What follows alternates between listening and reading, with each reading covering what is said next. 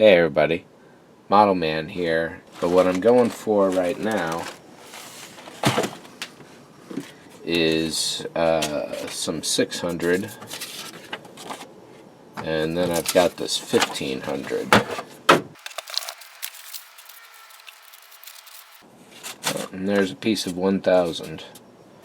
We'll see how that works, but I'm figuring 600 is my base minimum.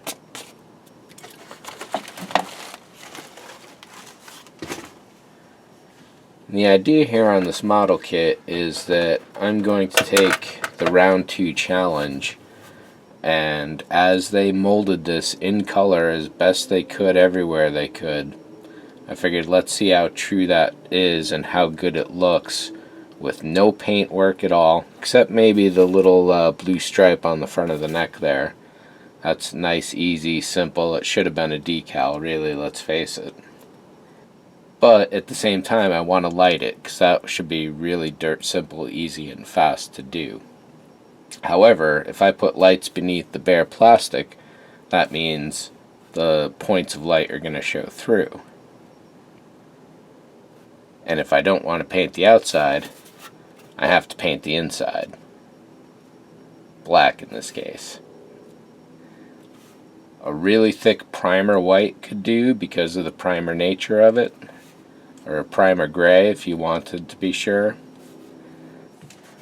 So consequently too, painting the insides of this, black spray got caught around the surface, and it looks like probably around the way that the water dried on the surface. I didn't wipe it down afterwards, I just let it air dry. So some of these areas, it's just interesting how the patterns came about.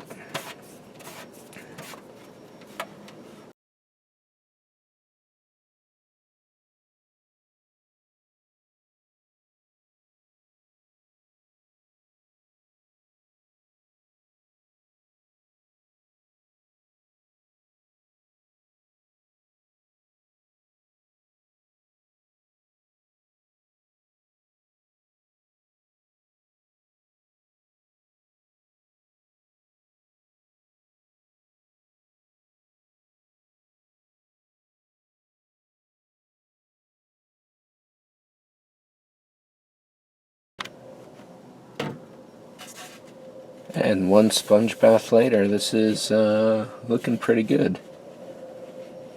It's a lot softer. It's taken a bit of the plasticness out of it. May have even changed the color just a little. Of course, the top saucer here is completely misted in ultrafine particles. Every bit of every surface here. And if I had to do it all over again, I wouldn't start with 600, I wouldn't start with 400. Get right in there with 220. Do a first pass with that, step up to the 400, see how that works for a bit, and then finish with 6.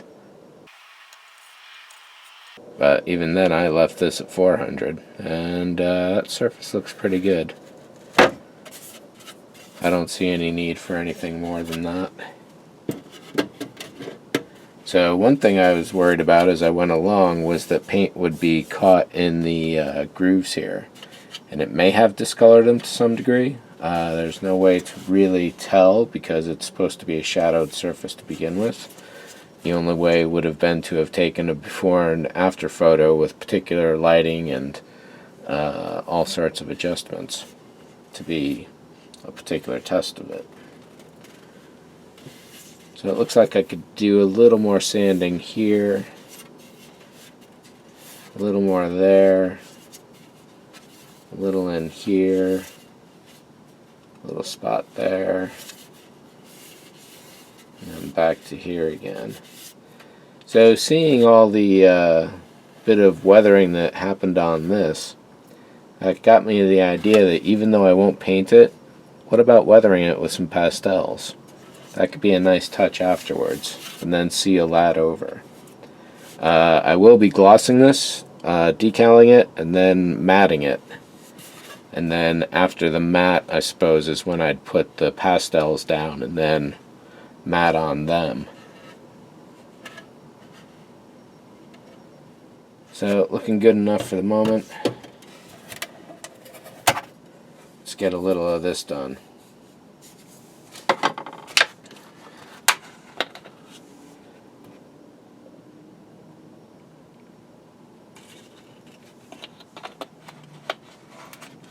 And break out the 220.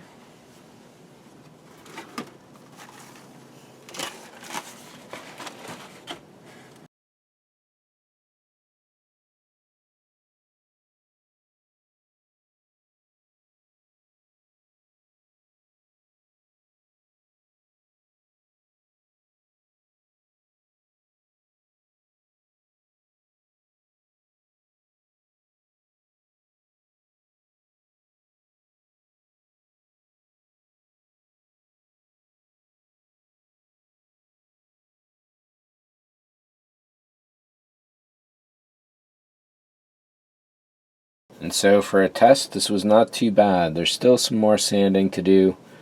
Looking at the surface in a different light, it gets a little obvious that there are some spots that were missed by the 220, even in all those passes. And not like big ones, just like little, that size right there, or this little bit right there. There's a little streak right up there, a little smudge right here. And overall, the 600 looks good, but I got to give that a more thorough going over as well. So I'm not in a rush to start this model, and just kind of like passing time while I wait for some paint to dry on some other stuff. And figured I'd just advance this a little and get this test out of the way and make sure that I was really going to be able to do this without painting it.